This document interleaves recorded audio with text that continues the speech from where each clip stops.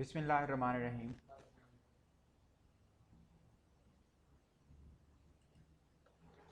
बिस्मिल्लाहिर्रहमानिर्रहीम। अस्सलामुअलैकुम।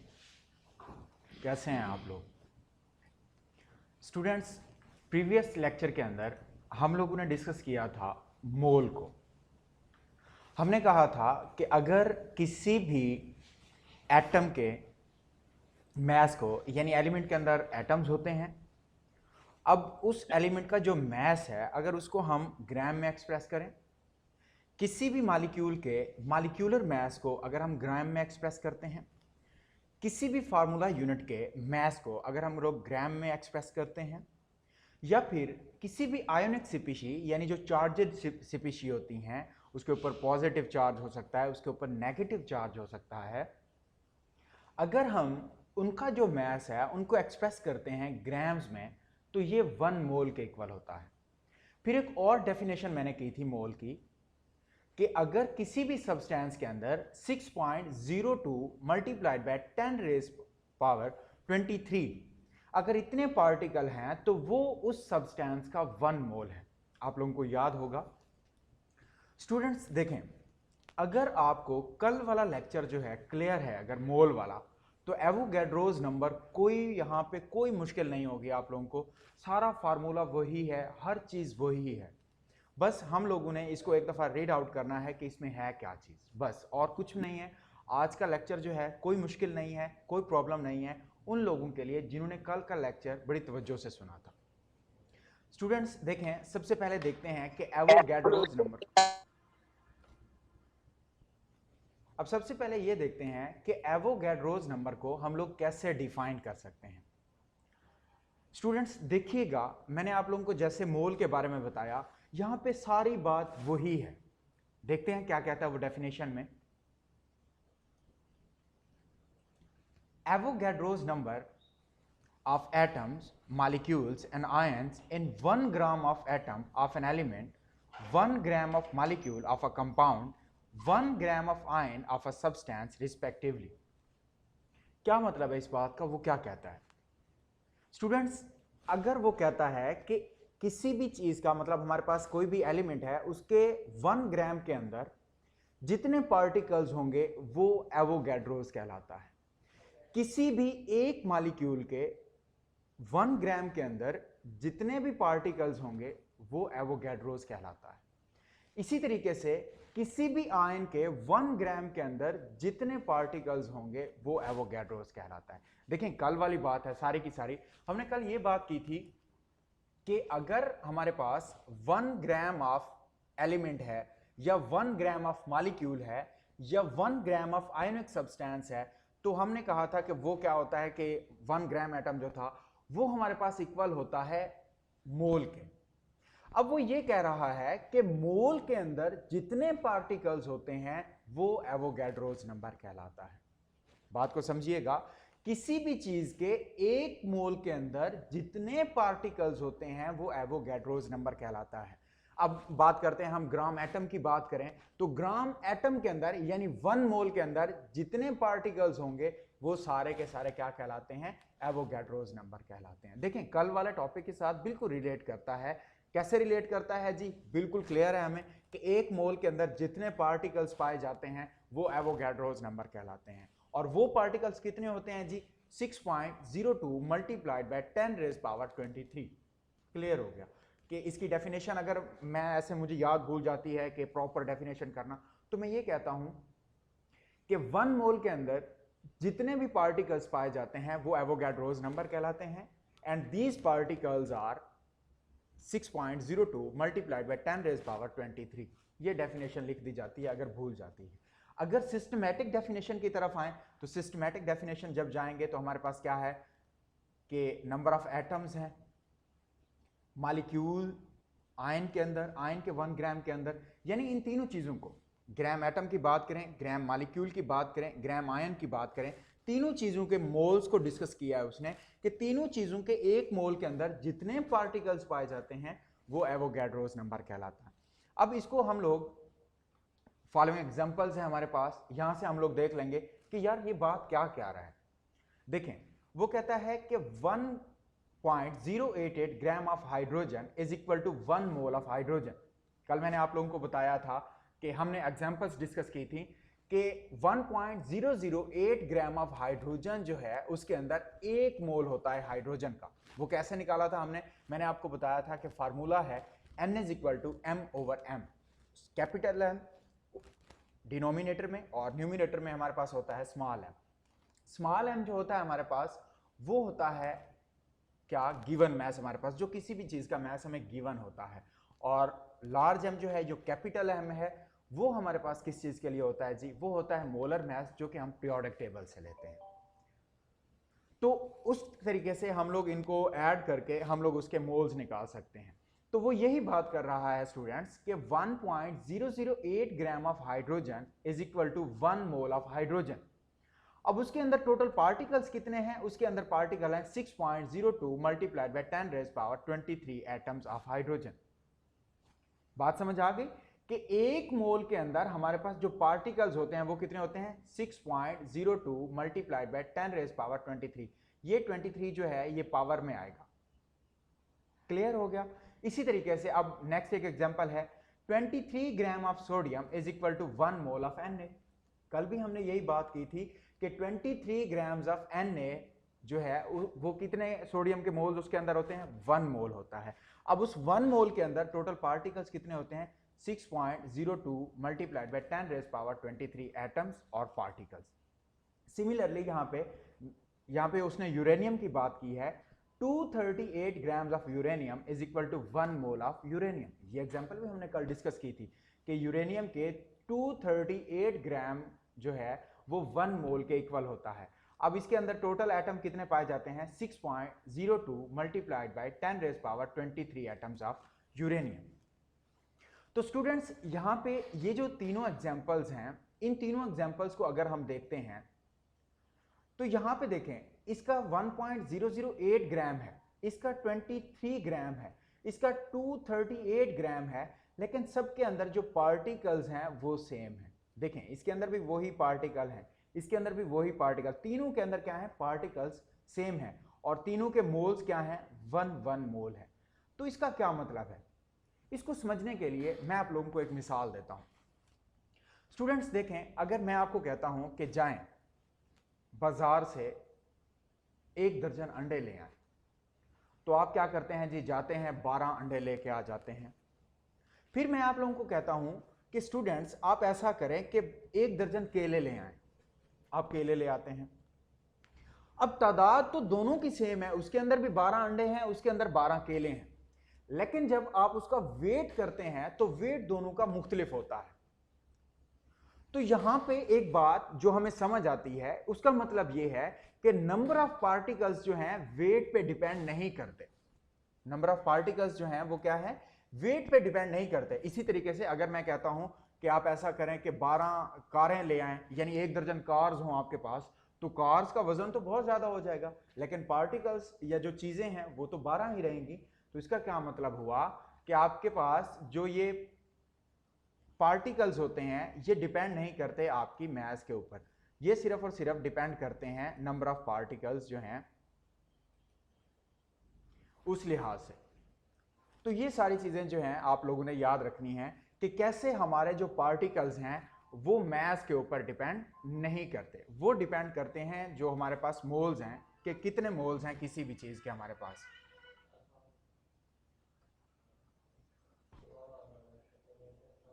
Sorry, clear हो गया हमारे पास कि एवोगैड्रोस नंबर क्या है। हमने कहा कि 1 ग्राम एटम के अंदर, 1 ग्राम मॉलिक्यूल के अंदर, 1 ग्राम आयन के अंदर जितने पार्टिकल्स पाए जाते हैं वो एवोगैड्रोस नंबर कहलाता है।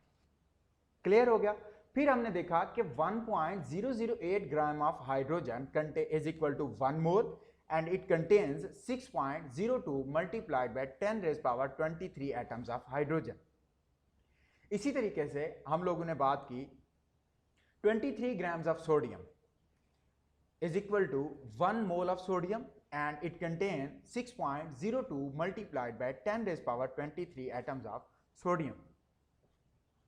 Similarly, 238 grams of uranium is equal to 1 mole of uranium and it contains 6.02 multiplied by 10 raise power 23 atoms of uranium. यहां पे हमने एक बात कही कि नंबर ऑफ पार्टिकल्स जो हैं वो डिपेंड नहीं करते मैस के ऊपर। उसके लिए मैंने आप लोगों को example the eggs and bananas and cars की। तो इस तरीके से आई होप कि आप लोगों को ये क्लियर हो गया होगा। इसके अंदर कोई भी मुश्किल नहीं है एवोगैड्रोस के अंदर, बस यही बात है कि एक मोल के अंदर जितने पार्टिकल्स पाए जाते हैं वो एवोगैड्रोस नंबर है। हमने यहाँ पे एग्जांपल्स को देखा। फिर नेक्स्ट आते हैं हमारे पास, ये जो है हमारे पास ये जो पैराग्राफ है ये इसी बात को एक्सप्लेन कर रहा है कि देखें हमारे पास मैसेज डिफरेंट हो सकते हैं लेकिन मोल्स और नंबर ऑफ पार्टिकल्स जो होंगे वो हमारे पास सेम ही होंगे। नेक्स्ट है हमारे पास स्टूडेंट्स कि कोई भी हमारे पास मॉलिक्यूल है, जैसे हमने पहले एलिमेंट्स की बात की है, अब वो मॉलिक्यूल की बात कर रहा है। यानी पहले हमने ग्राम एटम की बात कर ली, अब हम ग्राम मॉलिक्यूल की बात करेंगे कि एक मॉलिक्यूल में कितने पार्टिकल्स हैं, हमने यही बताना है। देखिए स्टूडेंट्स, वहां पे आप वो जो एग्जांपल्स थी आपके पास, कल मैंने आप लोगों को बताई थी कि कोयला जो है, आपके पास कोयला पड़ा हुआ है ढेर सारा और आपको लगता है कि वो प्योर कार्बन है, आप क्या करें, आप उसके जो है नंबर ऑफ मोल्स फाइंड कर सकते हैं। स्टूडेंट्स, अगर आप उसके नंबर ऑफ मोल्स फाइंड कर सकते हैं तो आप उसके नंबर ऑफ पार्टिकल्स भी फाइंड कर सकते हैं। वो कैसे फाइंड कर सकते हैं वो आगे हम उसके फार्मूलाज देखेंगे, मैं आप लोगों को बताऊंगा कि कैसे करते हैं। अब आ जाते हैं ग्राम मॉलिक्यूल की तरफ कि एक ग्राम मॉलिक्यूल के अंदर जितने पार्टिकल्स पाए जाते हैं वो उसका एवोगैड्रोस नंबर होता है और वो पार्टिकल्स होते हैं 6.02 मल्टीप्लाइड बाय 10 रेज पावर 23। अब एग्जांपल्स को डिस्कस करते हैं। यहां पे देखें स्टूडेंट्स, 18 ग्राम ऑफ H2O, मैंने कल एग्जांपल बताई थी आप लोगों को कि 18 gram of H2O is equal to 1 mole of H2O। बताया था, हम लोगों ने इसको डिस्कस भी किया था, मैंने प्रूव भी किया था कि कैसे ये 1 मोल के इक्वल है। तो 18 gram of H2O is equal to 1 mole of water, ये 1 मोल ऑफ वाटर के इक्वल है और इसके अंदर पार्टिकल्स कितने होंगे जी, 6.02 multiplied by 10 raise power 23। Clear हो गया। इसी के साथ एक और एग्जांपल है ग्लूकोज की। अब देखें ग्लूकोज का 180 ग्राम है, उसका भी 1 मोल है लेकिन उसके अंदर भी पार्टिकल्स कितने हैं, 6.02 मल्टीप्लाइड बाय 10 रेज पावर 23। अब अगर बात करें 342 ग्राम्स ऑफ सुक्रोज की, तो ये हमारे पास क्या है, ये भी 1 मोल है और इसके अंदर भी जो मॉलिक्यूल्स हैं या जो पार्टिकल्स हैं वो 6.02 मल्टीप्लाइड बाय 10 रेज पावर 23 है। क्लियर हो गया स्टूडेंट्स। इसके अंदर सिर्फ जो बात समझने की है वो यही है कि एक मोल के अंदर 6.02 multiplied by 10 raise power 23 particles पाए जाते हैं।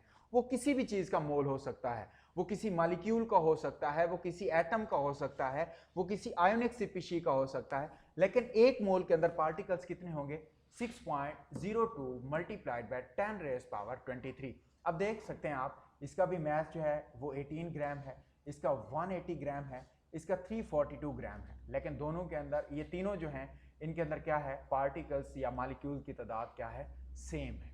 तो इसका मतलब क्या हुआ कि मॉलिक्यूल या पार्टिकल्स की जो तादाद है वो मास पे डिपेंड नहीं करती।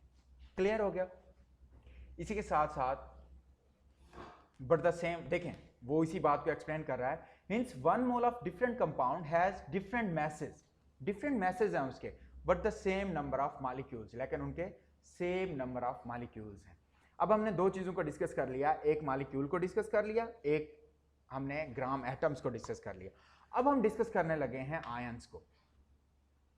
ठीक है स्टूडेंट्स, आयंस कैसे होते हैं, यानी आयनिक स्पीशीज जो है, देखें ये 96 gram of H2SO4 sulphate ion का 96 ग्राम है, वो इक्वल है 1 मोल के, और उसके अंदर जो पार्टिकल्स हैं, जो आयंस हैं यहाँ पे, वो है 6.02 multiplied by 10 raise power 23। Similarly यहाँ पे जब आते हैं NO3 के लिए तो 62 ग्राम्स हैं इसके, लेकिन इसके अंदर भी जो मोल्स हैं वो 1 मोल है और इसके अंदर भी जो आयंस हैं वो 6.02 मल्टीप्लाइड बाय 10 रेज पावर 23 है।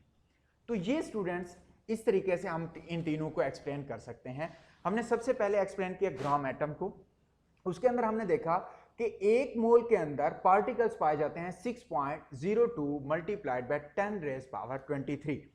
फिर हम आ गए ग्राम मॉलिक्यूल की तरफ। ग्राम मॉलिक्यूल आपको पता है कि 1 मोल के इक्वल होता है।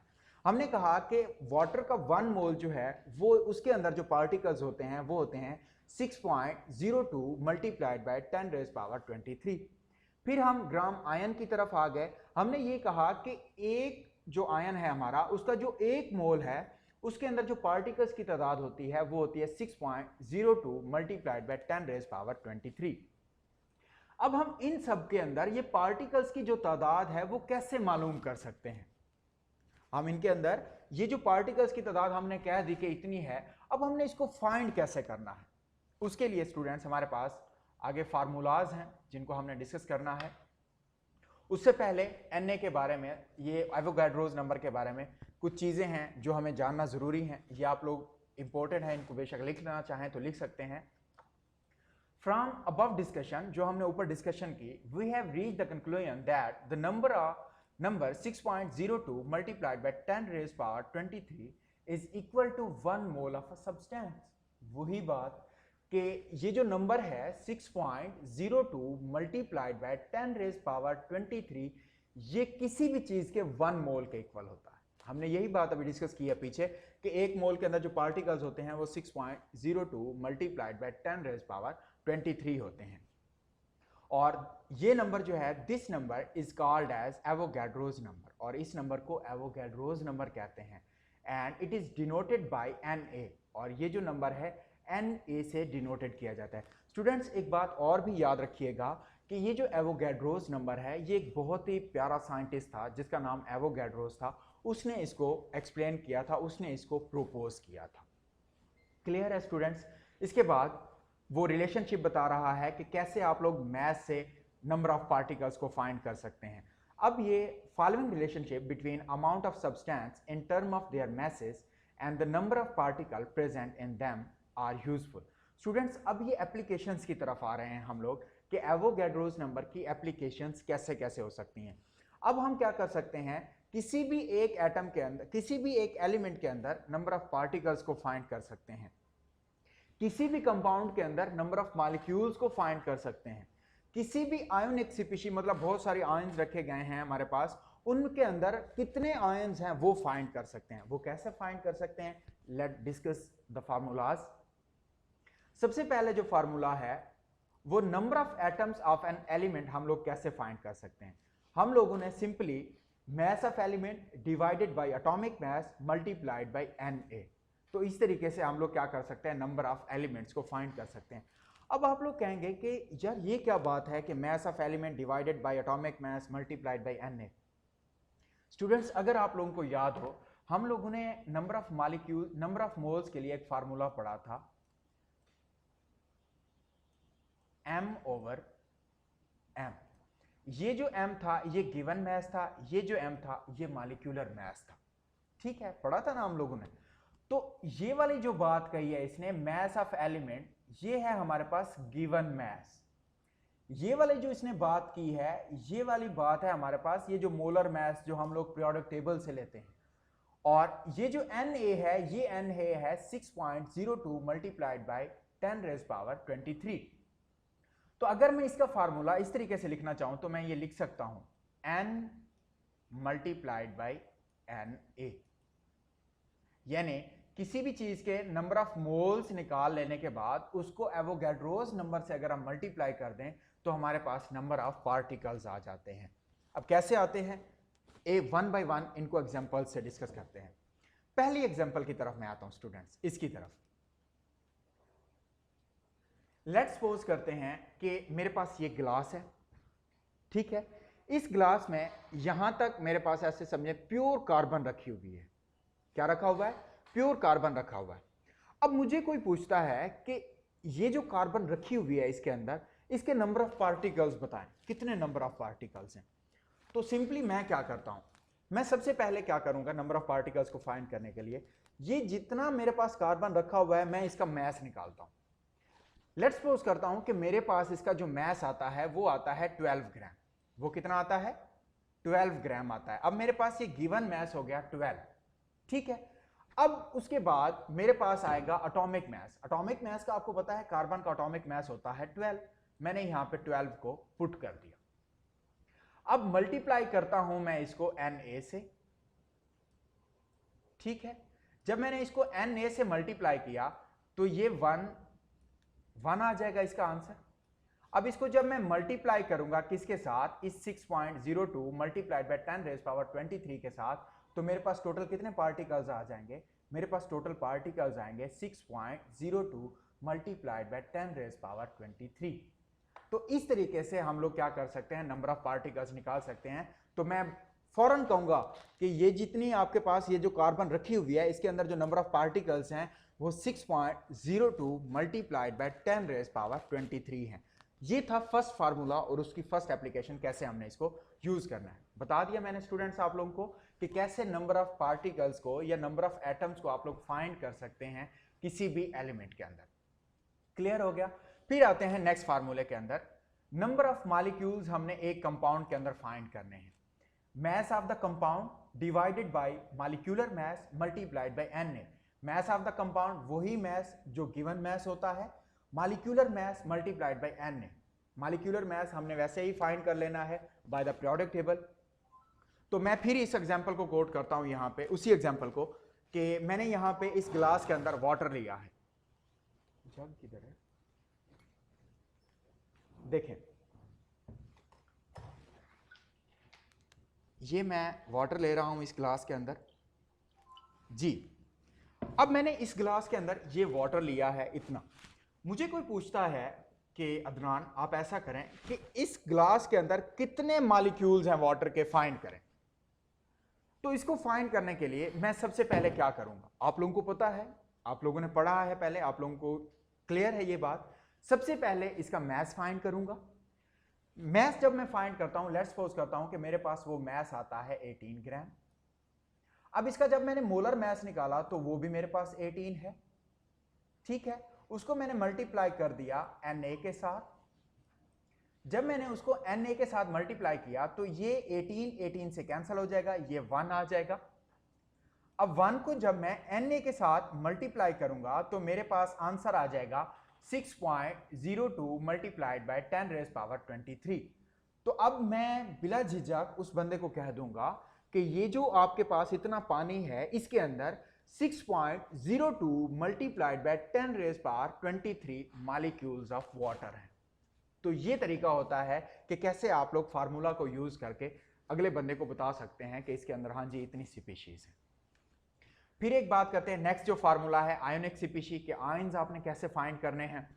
अब मेरे पास इसी ग्लास के अंदर जी बहुत सारे आयंस रखे हुए हैं जी, सोडियम आयन रखा हुआ है। अब सोडियम आयन रखा हुआ है तो मैं कहता हूं कि इसके अंदर कितने आयन रखे हुए हैं, मैं बिल्कुल इजीली फाइंड कर सकता हूं कि given mass over molecular mass multiplied by Na। Given mass let's suppose करते हैं कि सोडियम का मेरे पास 23 है, उसके बाद उसका एटॉमिक मास भी 23 है, उसको मल्टीप्लाई करना है मैंने Na के साथ। जब मैं Na के साथ मल्टीप्लाई करूंगा तो मेरे पास इसका आंसर भी क्या आ जाएगा 6.02 मल्टीप्लाइड बाय 10 रेज पावर 23। तो मैं उसको कहूंगा कि इस ग्लास के अंदर 6.02 multiplied by 10 raise power 23 ions मौजूद हैं। स्टूडेंट्स ये तीनों फार्मूले बहुत इंपॉर्टेंट हैं किसी भी एलिमेंट के अंदर एटम्स की तादाद को फाइंड करने के लिए, किसी भी मॉलिक्यूल के, किसी भी कंपाउंड के अंदर मॉलिक्यूल की तादाद को फाइंड करने के लिए, किसी भी आयोनिक स्पीशीज के अंदर कितने आयंस रखे हुए हैं उनको फाइंड करने के लिए। और स्टूडेंट्स आपने तीनों फार्मूलाज के अंदर देखा है, सबसे पहले हम मोल्स निकालते हैं।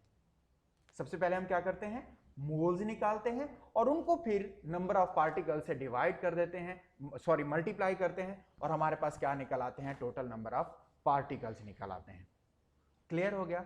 अब नेक्स्ट है कि उसी बात को वो एक्सप्लेन करने लगा है कि कैसे वाटर के मॉलिक्यूल हैं, कैसे H2SO4 के हैं, ये सारी बातें यहां पे वो एक्सप्लेन करने लगा है। देखिएगा, when we have compound noun we can calculate the number of atoms from their formulas. In 18 grams of water there are present 6.02 multiplied by 10 raised power 23 molecules of H2O. 2 multiplied by 6.02 multiplied by 23 10 raised power 23 atoms of hydrogen and 6.02 multiplied by 10 raised power 23 atoms of oxygen. अब students यहां तक तो आपको बात आ गई होगी समझ कि कैसे वाटर के 23 मॉलिक्यूल्स पाए जाते हैं। अब यहाँ पे जो बात आप लोगों को समझानी है, समझिएगा, वो ये बात है कि वाटर के अंदर 2 हाइड्रोजन के कैसे पाए जाते हैं। 2 मल्टीप्लाइड बाय 6.02 ज़रब 10⁻23 कैसे है। स्टूडेंट्स देखिएगा, जब आप लोग वाटर का फार्मूला लिखें, यही वाटर का फार्मूला देखें, यहाँ पे आप लोगों के पास मैं लिख देता हूं, ये फार्मूला है H2O का। देखें इसके अंदर हाइड्रोजन कितने पाए जाते हैं, 2 पाए जाते हैं ना। हाइड्रोजन कितने पाए जाते हैं, 2 पाए जाते हैं। तो उसके जो पार्टिकल्स हैं, जब हम उसको 2 से मल्टीप्लाई कर देंगे तो वो नंबर ऑफ हाइड्रोजन के निकल आएंगे। इसी तरीके से अगर हम ऑक्सीजन के निकालना चाहें तो ऑक्सीजन कितना है, 1 पाया जाता है। नंबर ऑफ पार्टिकल्स को 1 से मल्टीप्लाई करें तो हमारे पास क्या आ जाएंगे, number of particles of oxygen आ जाएंगे। क्लियर हो गया बेटा। चूंकि हाइड्रोजन 2 पाए जाते हैं, 2 एटम्स हैं, इसलिए उसके जो नंबर ऑफ पार्टिकल्स हैं या नंबर ऑफ मोल्स हैं उनको 2 से हम क्या करते हैं, मल्टीप्लाई करते हैं। इसी तरीके से ऑक्सीजन की जब बात करते हैं, चूंकि 1 ऑक्सीजन पाया जाता है, इसलिए 1 से उसको क्या करते हैं, हम लोग मल्टीप्लाई करते हैं और हमारे पास वो पार्टिकल्स निकल आते हैं। उसने क्या कहा है, 18 ग्राम ऑफ वाटर के अंदर 6.02 multiplied bye 10⁻23 moles of hydrogen water पाए जाते हैं। अगर हाइड्रोजन की बात की जाए तो 2 से मल्टीप्लाई करके टोटल एटम्स पाए जाते हैं हमारे पास। और अगर ऑक्सीजन की बात की जाए तो 1 से मल्टीप्लाई करके जितने हमारे पास आंसर आएगा वही एटम हमारे पास क्या होते हैं, ऑक्सीजन के पाए जाते हैं। सिमिलरली यहां पे उसने इसके बाद ये बात कही है कि 19 gram of H2SO4 has twice Avogadro's number of hydrogen. वही बात कि 2 से मल्टीप्लाई करें तो जो हमारे पास यानी 98 ग्राम्स ऑफ H2SO4, इसके अंदर जो पार्टिकल्स की तादाद होती है, हम लोग पहले इसको डिस्कस कर चुके हैं कि वो क्या होती है, Na के इक्वल होती है 6.02 मल्टीप्लाइड बाय 10⁻23। अब जब उसके अंदर हाइड्रोजन की बात की जाए तो वो ट्वाइस ऑफ एवोगैड्रोज नंबर होता है, क्योंकि हाइड्रोजन कितने पाए जा रहे हैं, 2 पाए जा रहे हैं। इसी तरीके से 4 time Avogadro's of oxygen atom and Avogadro's number of sulphur atom. वही बात कि H2SO4 की जब बात की जाए तो ऑक्सीजन कितने हैं, 4 पाए जाते हैं, तो 4 से मल्टीप्लाई करें हमारे पास उसके ऑक्सीजन के टोटल नंबर आ जाएंगे। और जब आप सल्फर की बात करें चूंकि 1 है तो उसके जो एवोगैड्रोज नंबर होंगे वो 6.02 मल्टीप्लाइड बाय 10⁻23 होंगे। बात क्लियर होगी स्टूडेंट्स। यहाँ पे अगर कोई प्रॉब्लम हो तो जब हमारा क्वेश्चन आंसर सेशन होगा आप लोग जरूर पूछिएगा, मैं आप लोगों को ये बात समझा दूंगा। इसके बाद स्टूडेंट्स आयंस की बात कर रहा है, हमने मॉलिक्यूल्स को डिस्कस कर लिया। अब वो आयन की बात कर रहा है कि जब आप किसी भी आपके पास एसिड है, आप उसको वाटर के अंदर डिसॉल्व करते हैं तो वो आयंस में डिवाइड हो जाता है। जैसे H2SO4 को आप वाटर के अंदर डिसॉल्व करते हैं तो वो H पॉजिटिव और आपके पास बनाता है SO4 2 नेगेटिव। इसी तरीके से ये 2H पॉजिटिव बनाता है। तो यही बात ये कह रहा है कि let us dissolve 9.8 grams of H2SO4 in sufficient quantity of water to get completely ionised, यानी उसको आयंस में हमने तब्दील कर देना है। It has 0.1 mole of H2SO4, यानी 0.1 मोल ऑफ H2SO4 था हमारे पास। हमने उसको वाटर के अंदर डिसॉल्व किया। जब हमने उसको वाटर के अंदर डिसॉल्व किया तो मेरे पास बने 2H पॉजिटिव और SO4 2 नेगेटिव।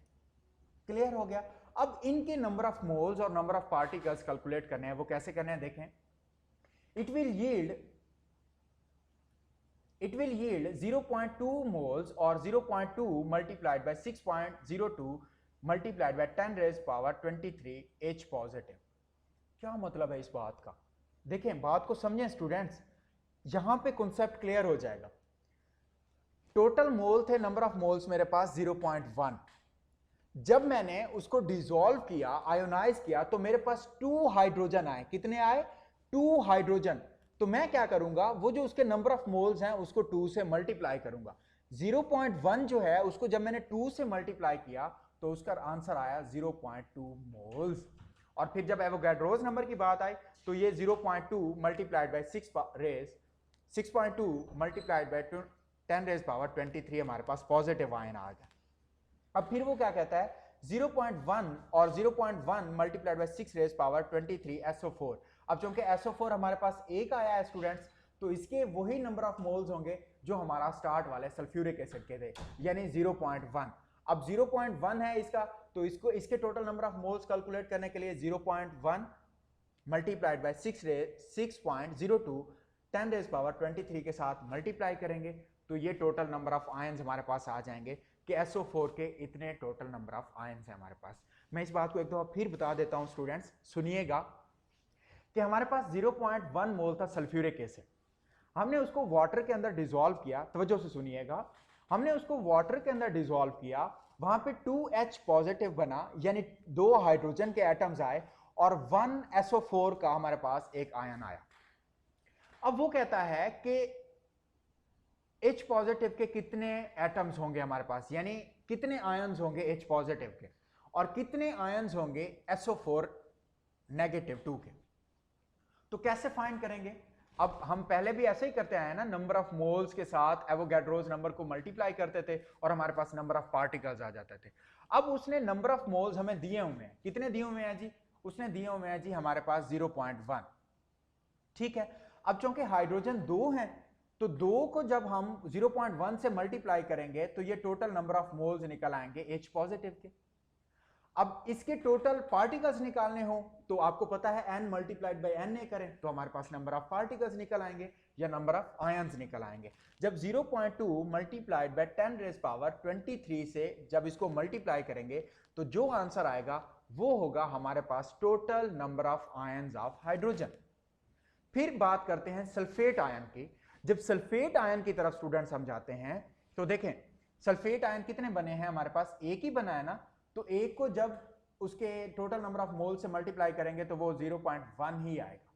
अब इसके अगर पार्टिकल्स निकालने हो, नंबर ऑफ मोल्स को 6.02 मल्टीप्लाइड बाय 10 रेज पावर 23 से मल्टीप्लाई करेंगे और हमारे पास क्या आ जाएंगे? नंबर ऑफ पार्टिकल्स आ जाएंगे। तो ये स्टूडेंट्स उसने मैथ निकाला है कि मैथ भी आप लोग निकाल सकते हैं। मैथ बिल्कुल आप लोग कैसे फाइंड कर सकते हैं आपको मैं बताता हूं। n is equal to m over m है। अब स्टूडेंट्स अगर आप लोग ये मैथ निकालना चाहें तो कैसे निकाल सकते हैं? इस मैथ को इधर मल्टीप्लाई करें, n के साथ नंबर ऑफ मोल्स के साथ मल्टीप्लाई करें तो ये आपका जो मैथ होगा वो निकल आएगा। क्लियर है स्टूडेंट्स? अगर इसके अंदर कोई प्रॉब्लम है तो आप लोग पूछ सकते हैं, मैं आप लोगों को बताने के लिए तैयार हूं।